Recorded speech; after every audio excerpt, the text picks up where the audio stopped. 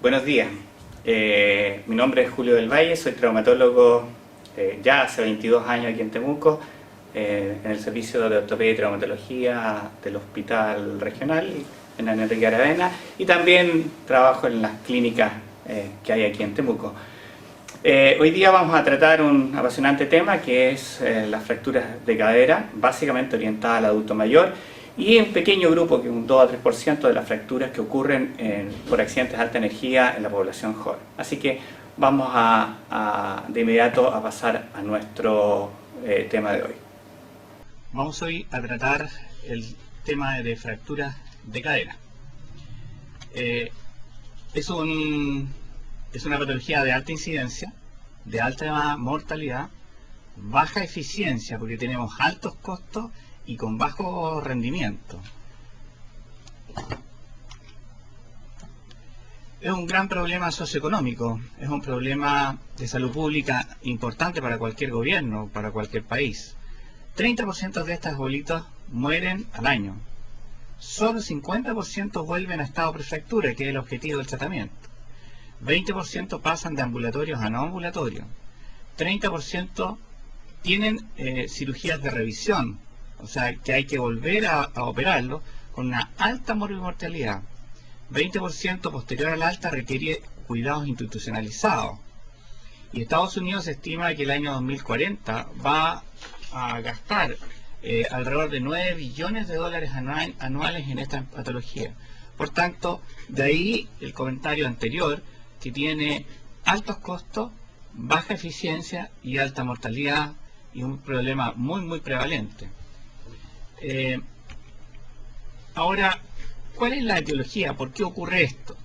Y es porque estamos, y estos son los gráficos del INE de Chile, con una población en envejecimiento, y la población de mayor de 65 años, entre el año 2010 y 2015, se estima que va a aumentar en el 45%. Ahí ustedes ven las tasas de crecimiento de la población de adulto mayor y las proyecciones que existen, lo cual hay que preocuparse. Esto es un problema, pero también es una oportunidad. Aquí en esta sala, lo que escuchen este video, habrá muchos que pueden interesarse en la geriatría, en la gerontología, en todo lo que va a ocurrir, el arte de envejecer. Es un tema tremendamente prevalente, apasionante, y cuando uno lo entiende, creo que podemos colaborar en eso. Estos son los gráficos demográficos de la población chilena del año 82, muy triangular. El año 2002 ya se va disminuyendo la base y aumentando el ápice, y la estimación del año 2050, que tenemos una estructura poblacional muy parecida a los países europeos y Estados Unidos, bastante rectangular, con una base cada vez más pequeña y un ápice cada vez más ancho. Es decir, somos un país en vías de tener una gran población de adultos mayores. Esta es una comparación de Chile con Estados Unidos del año 2011, en la cual se ve el porcentaje de número de pacientes en las diferentes edades. Chile, mayores de 65 años, tiene 9.6%, Estados Unidos tiene 13%. En relación a hombre-mujer, esta relación de mayor de 65 años, Chile es casi 1, y en Estados Unidos es 0,70, o sea, en Chile es 0,71 y Estados Unidos es 0,97. O sea, hay más mujeres en Chile, adultos mayores, que hombres, y eso tiene importancia en la fractura de cadera.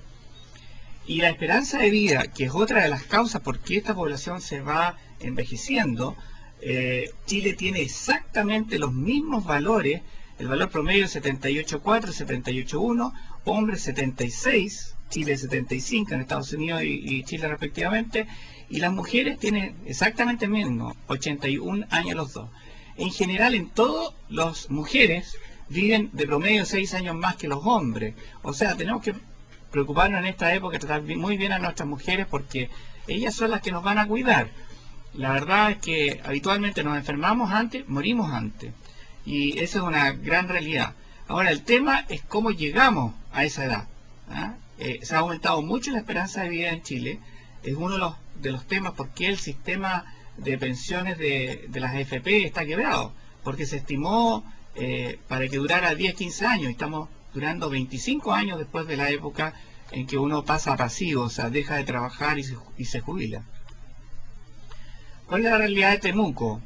Esas son las fracturas de cadera desde el año 2008-2012, un trabajo que presentó el doctor Matus y que muestra el ascenso significativo de pacientes con fractura de cadera. En agosto del 2012 se hizo un quiebre y teníamos el 25% de las hospitalizaciones correspondían a fractura de cadera. El promedio de adultos mayores hospitalizados constituye el 60% del servicio, y la relación hombre-mujeres es un hombre por 4 mujeres. ¿Cuáles son los factores de riesgo? De todos conocidos: la osteoporosis, la pérdida de la masa ósea, el sexo femenino y el riesgo a caerse. Tiene que ver con la baja de peso, con la actividad física y muscular insuficiente, con las alteraciones neurológicas, la pérdida de la propiocepción, alteraciones visuales, problemas de artrosis en las extremidades, mal alineamiento, etc. El objetivo del tratamiento del Gold Standard es volver al estado prefractura. Veíamos ya que menos de la mitad de los pacientes pueden lograr este objetivo. El tratamiento de la fractura de cadera es principalmente quirúrgico, y el gran objetivo es sacar del encamamiento, de sacarlo de la cama, porque la cama provoca la comorbilidad más importante, la morbilidad que determina la muerte de estos pacientes, que son las infecciones, las escaras, la neumonía, la infección urinaria, los fenómenos tromboembológicos que nacen de las trombosis venosa profunda y la descompensación de los deterioros psicoorgánicos que habitualmente, y toda la descompensación de la patología de base que el paciente trae. Ahora, ¿cómo las dividimos? Anatómicamente, en las fracturas mediales o subcapitales que se insertan, que están por dentro de la inserción de la cápsula articular y básicamente tienen problemas de irrigación. Las fracturas pertrocantéricas en el macizo trocantérico, ahí en el número 2, entre el trocánter mayor y el menor, y tienen básicamente problemas en los vicios de consolidación, pero aquí habitualmente consolidan perfectamente bien. Y las fracturas subtrocantéricas, básicamente por la gran solicitación biomecánica que existe en este tema, hay problemas en la consolidación.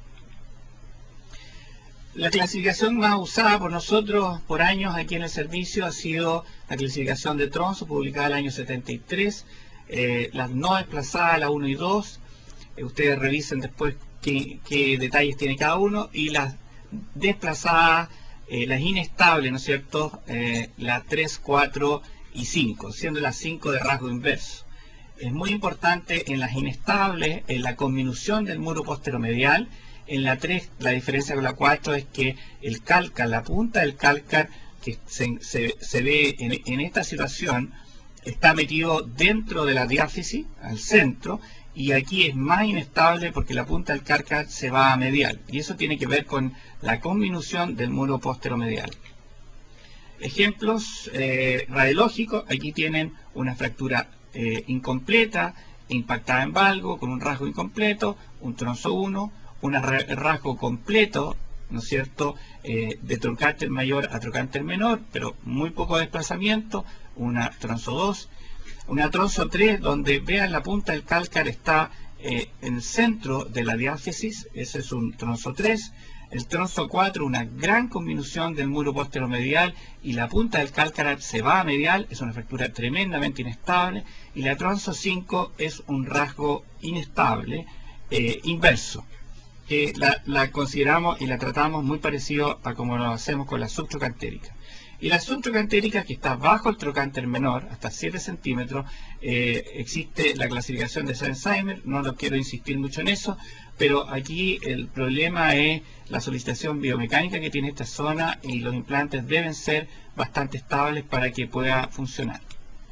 La clasificación de la O, también en estables e inestables. Yo diría que el gran concepto en las clasificaciones de la fractura de cadera es el patrón, es estable o inestable.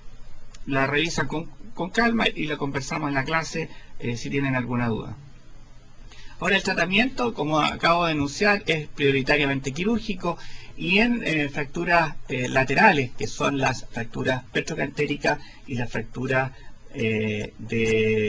subtrocantéricas, no hay mucha alternativa. En las estables, el DHS, y en las inestables, los clavos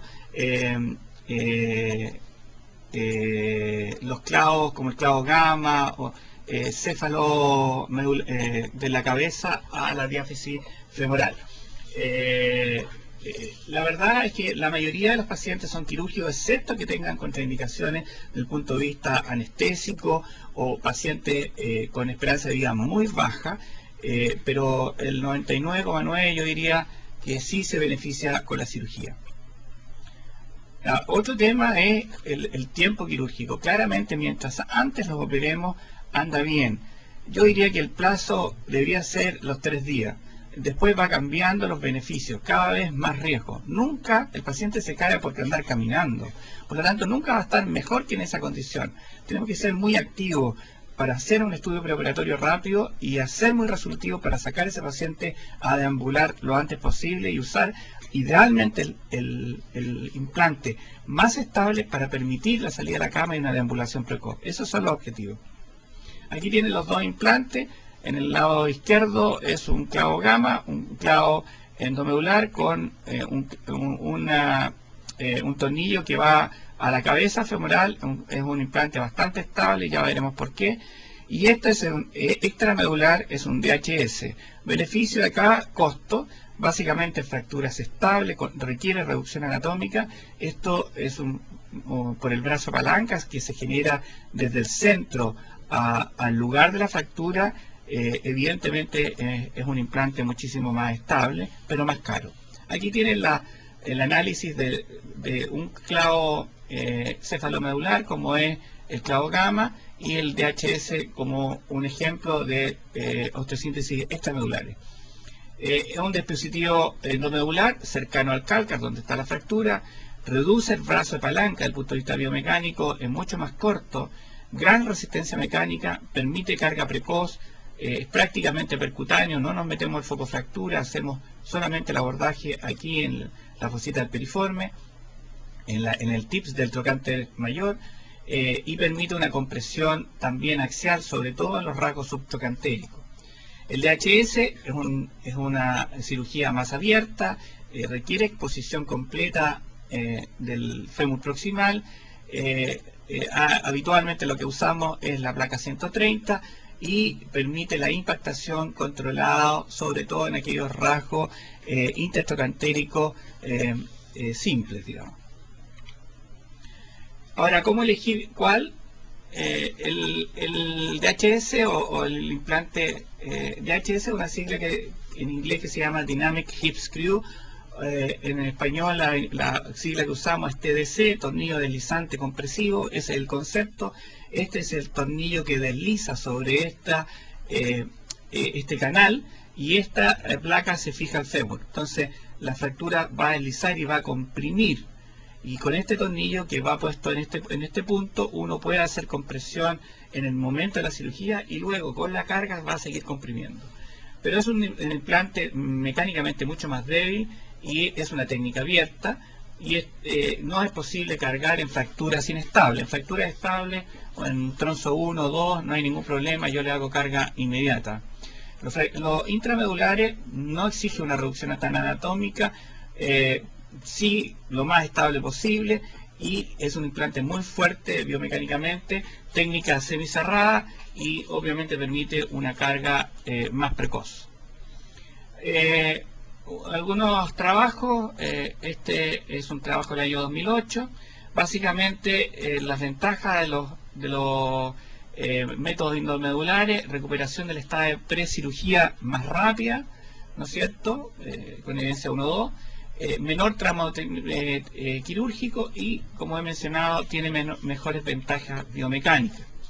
¿Cuándo usar así, pero a ciencia cierta, los endomedulares?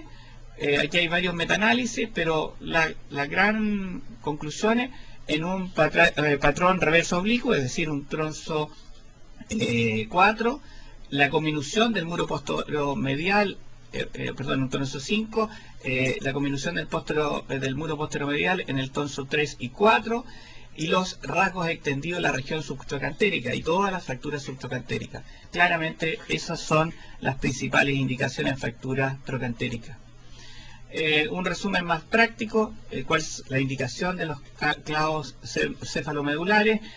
Las fracturas trocantéricas inestables, las 3, 4 y 5, las fracturas subtrocantérias, las fracturas asociadas de trocantéricas más diáfisis o subtrocantéricas, fracturas complejas segmentarias mixtas, fracturas en hueso patológico, porque obviamente hay una mayor riesgo de inestabilidad, la pseudoartrosis y la falla del implante. Por ejemplo, falló un DHS, se quebró y bueno, hay que ir a rescatarlo con un implante más seguro, y esa es la indicación de un cefalomedular.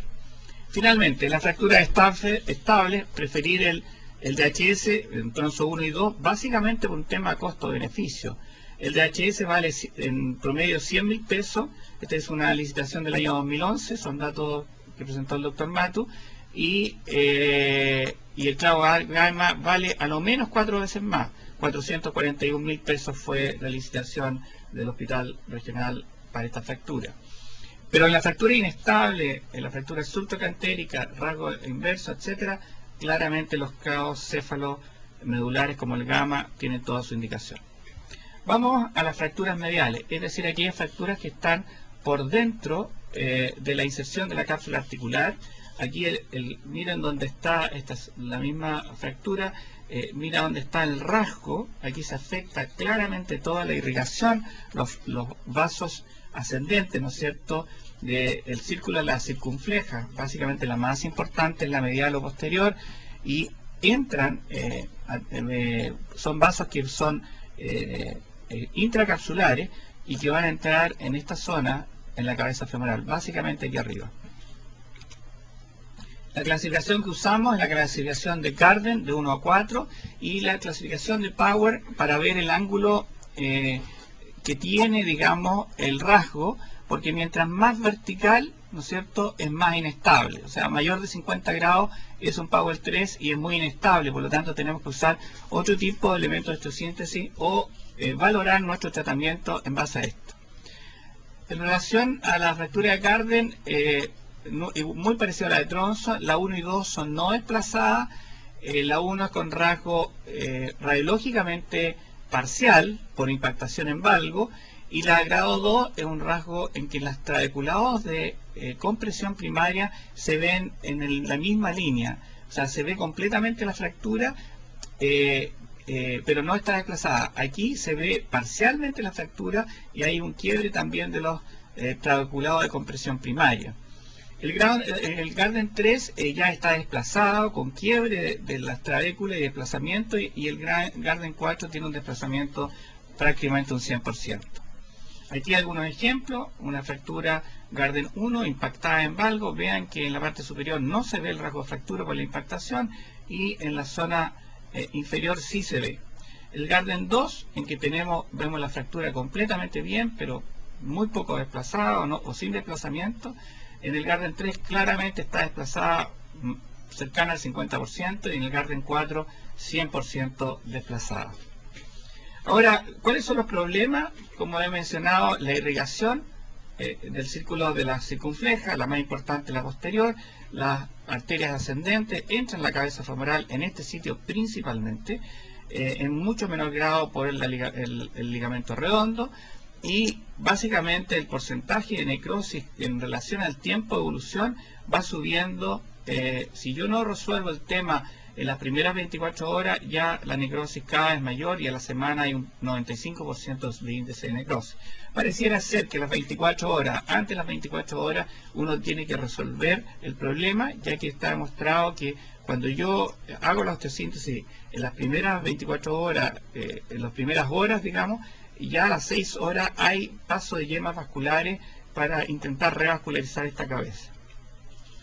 La necrosis vascular ocurre en 30% de las fracturas desplazadas, en 10% de las fracturas no desplazadas, es imposible hacer el diagnóstico al momento de la fractura, por lo tanto uno tiene que hacer lo que tiene que hacer y tiene que ver los otros factores, el tipo, el patrón fracturario, la edad del paciente, la actividad del paciente, el nivel de energía y el tiempo de evolución. Los cambios radiológicos ocurren meses o años después. Aquí tienen un caso de un paciente que se le hizo una necrosis vascular, o sea, una osteosíntesis, una fractura subcapital, un paciente que operó el doctor Hernández en la urgencia y evolucionó con esta necrosis de la cabeza femoral y finalmente le hice una prótesis total, que es la forma de rescatarlo, digamos, porque esto evoluciona con artrosis, con dolor y finalmente ya hay que sacrificarla. Pero por ser una paciente joven, era un Garden 2, muy poco desplazado, se hizo el intento honesto, pero falló y hay que rescatarla con una prótesis total. El colapso es la causa de dolor, incapacidad progresiva y obviamente finalmente artrosis.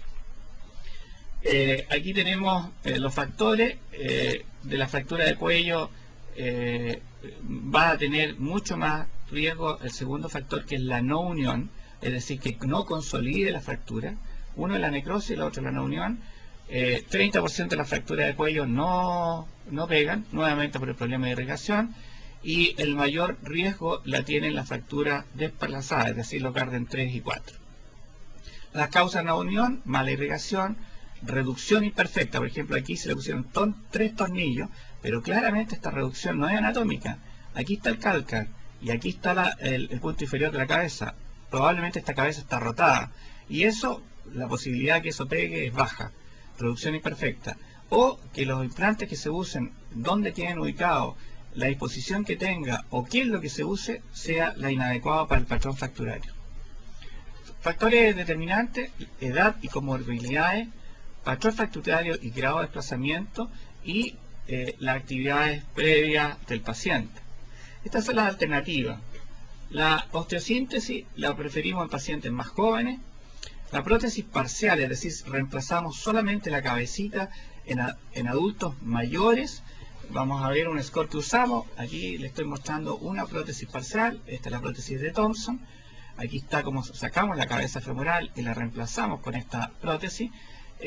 Yo personalmente las uso en pacientes prácticamente que no caminen y que tienen una esperanza de vida muy corta, entre 3 y 5 años. En general, yo prefiero, la mayoría de los pacientes, utilizar prótesis totales. Son pacientes añosos, por lo tanto uso prótesis con vástago cementado y uso cabezas grandes, cabeza 32-36, ya que el gran problema de la prótesis total en el adulto mayor presente fracturario es la luxación. Tiene tasa de luxación alta y se ha visto que si uno usa cabezas femorales de protésicas más grandes, esta complicación disminuye significativamente.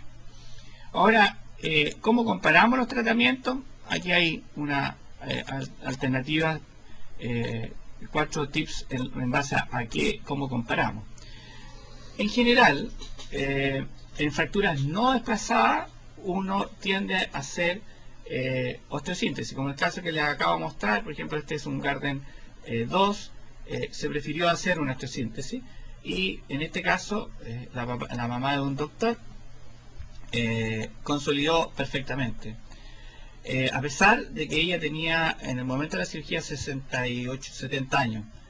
En pacientes entre 50 y 70 años, si está desplazada yo diría que hoy día la tendencia, mientras más añoso, es ir a la artroplastía. Mientras más joven, osteosíntesis. Pero si yo tengo una fractura desplazada, la posibilidad de que falle es alta. Ya les voy a mostrar algunos trabajos.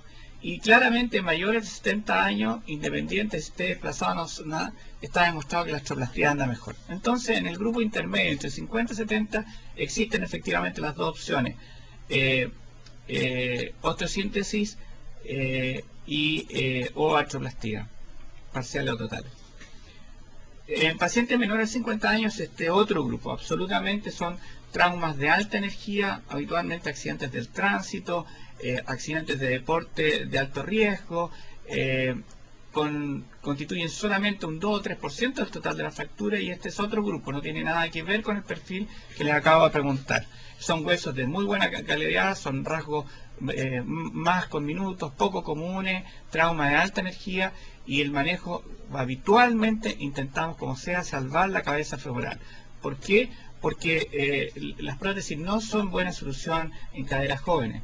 Por lo tanto, tratamos de hacer osteosíntesis. En ángulos altos, o sea, con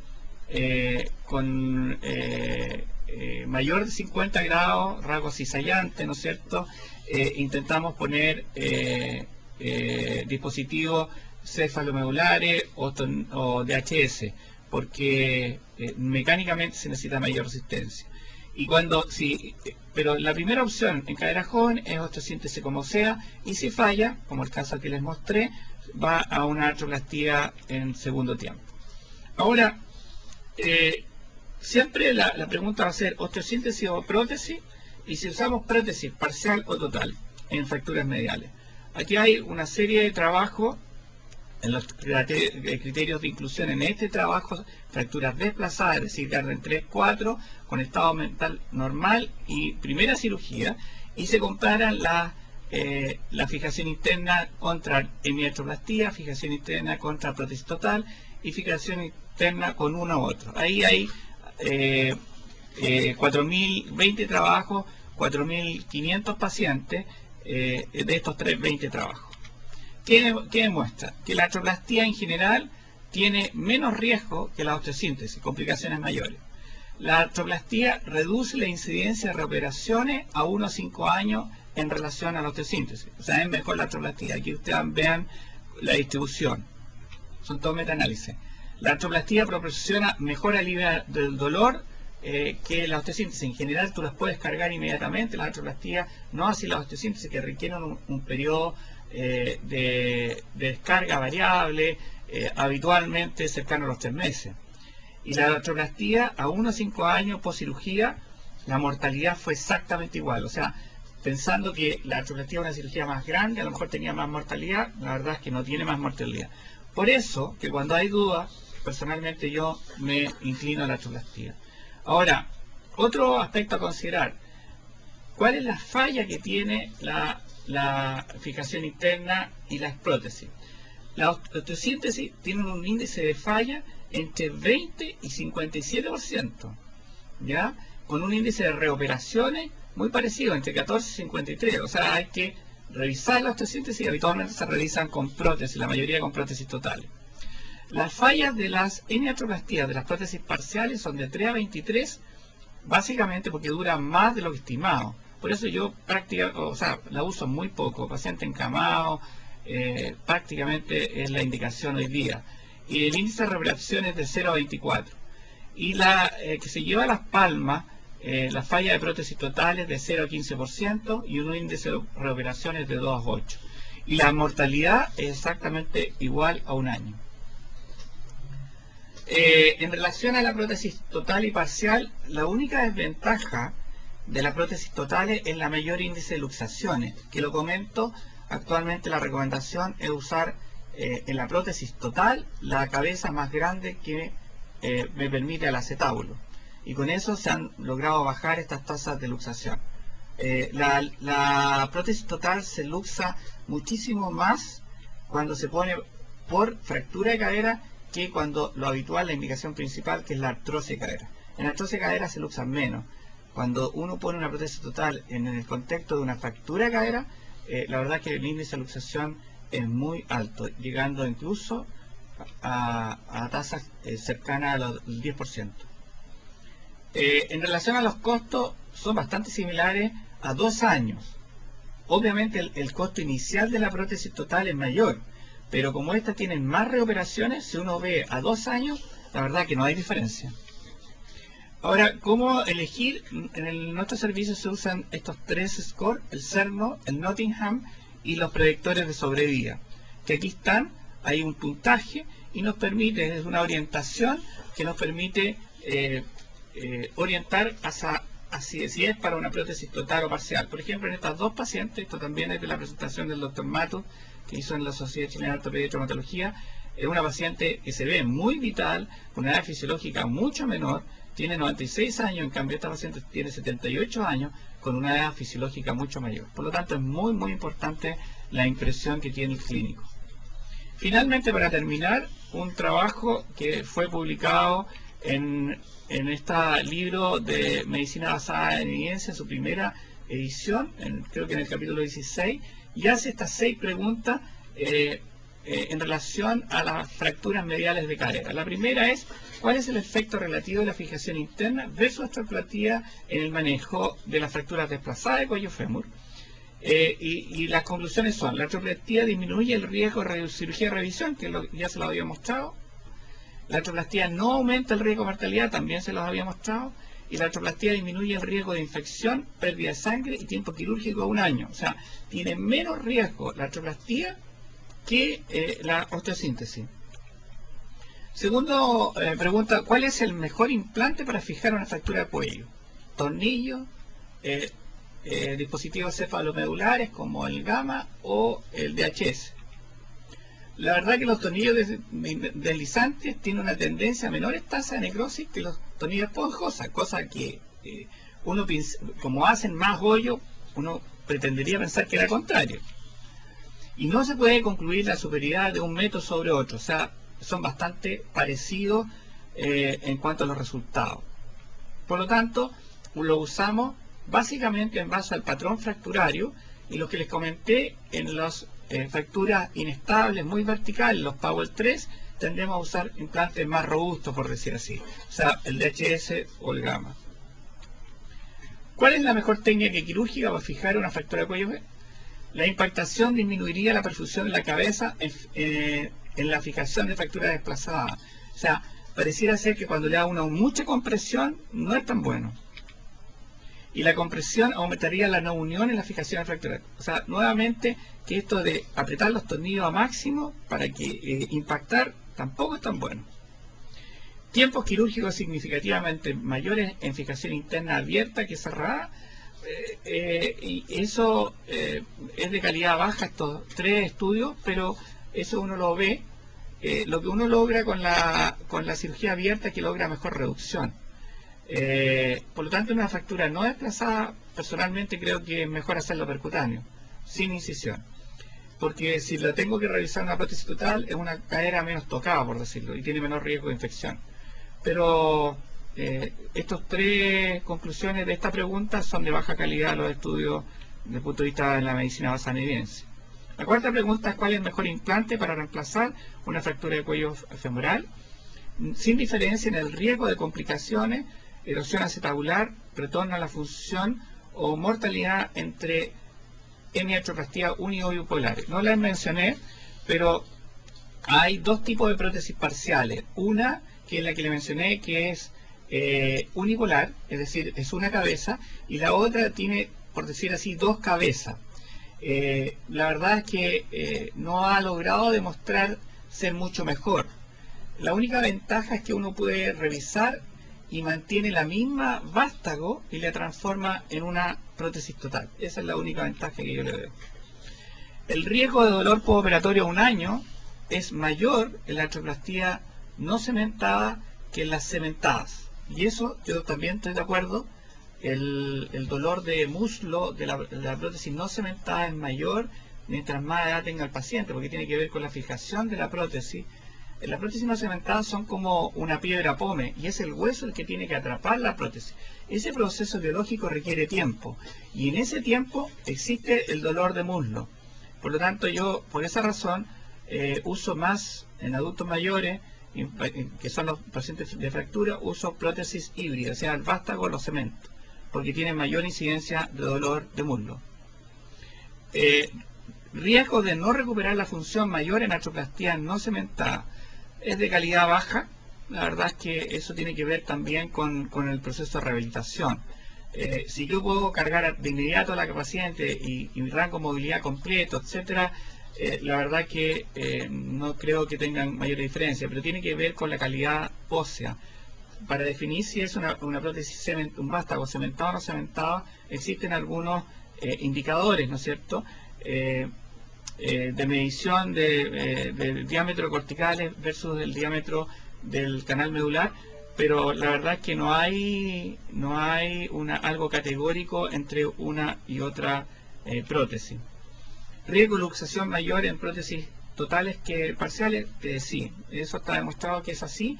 Con lo que le contaba de usar cabezas más grandes, este riesgo ha ido disminuyendo. Los scores de dolor y función mejores en prótesis totales que parciales. Yo creo que eso es altamente probable. La quinta pregunta es: ¿cuál es el mejor cuidado perioperatorio de paciente en fractura de cuello femoral? Las anestesias regionales versus la general disminuyen la mortalidad postoperatoria a corto plazo. Básicamente se supone por la disminución del índice de trombosis venosa profunda y menor descompensación de sus deterioros psicoorgánicos. O sea, yo creo que la anestesia regional sí tiene algunas ventajas. Las dosis de antibióticos únicas disminuyen significativamente las infecciones operatorias, periooperatorias, infecciones urinarias y infecciones respiratorias. Es algo que todos lo usamos, los antibióticos profilácticos. Los heparina y aparatos físicos son efectivos en disminuir el riesgo de trombosis venosa profunda. Yo creo que estamos todos de acuerdo. Los dispositivos físicos son efectivos en disminuir el riesgo de TEP postoperatorio, calidad moderada, básicamente el masaje neumático intermitente. Finalmente, la última pregunta: ¿cuál es el efecto del retraso en el manejo quirúrgico de la morbimortalidad después de una fractura de cuello femoral? Les decía de cuánto tiempo me puedo demorar para operarlo. El riesgo de mortalidad a 30 días y a un año es menor en cirugía menor de 48 horas comparado con cirugía tardía. Yo creo que eso es una verdad al puerto buque. Nosotros dependemos de las evaluaciones preoperatorias, del internista, del cardiólogo, del endocrinólogo, del vascular y del anestesista finalmente. No depende de nosotros, pero por nosotros lo operaríamos lo antes posible. Finalmente, un algoritmo que resume lo que acabo de mencionar. En fracturas mediales, la posibilidad de hacer osteosíntesis prioritariamente en pacientes más jóvenes y prioritariamente en fracturas no desplazadas, y las artroplastías parciales o totales en aquellos pacientes mayores con fracturas desplazadas. En las fracturas basicervicales se asemejan más a las extracapsulares, y mientras más vertical es el rasgo, se tiende a usar más implantes que se usan en las fracturas laterales, o sea, el DHS o el clavo gamma. Y en las fracturas extracapsulares, ¿no es cierto?, las trocantéricas estables, el DHS, las trocantéricas inestables, el clavo gamma, y en las muy inestables y subtrocantéricas o rasgos complejos, segmentarias, trocantéricas y diafisiarias o en hueso patológico, claramente los cefalomedulares son los que tienen la principal prioridad. Muy bien, muchas gracias.